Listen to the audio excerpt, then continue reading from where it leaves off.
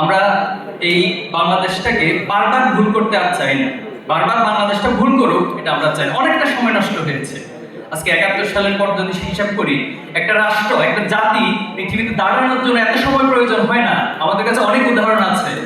এই জাতিটাকে একটা ভালো জায়গায় পৌঁছাক, এজন্য আপনারা অন্তত যে আধিপত্যের কথা বারবার বলা হয়, সে আধিপত্য মুক্ত এবং যারা এই দেশকে নিয়ে ষড়যন্ত্র করে, এই দেশে যারা ফ্যাসিবাদের শিকড় কেড়ে দিতে চায়, এই সকলকে প্রতিহত করে একটি সুন্দর বাংলাদেশ বিনির্মাণে আপনারা কাজ করুন। ছাত্র সমাজের জায়গা থেকে, ছাত্র শিবিরের জায়গা থেকে আমরা কথা দিচ্ছি, আমরা যে কোনো আদর্শের সাথে, যে কোনো মতের সাথে এই বাংলাদেশের স্বার্থে, আদর্শের স্বার্থে আমরা কাজ করে দেবো ইনশাআল্লাহ। সবাইকে অনেক অনেক ধন্যবাদ।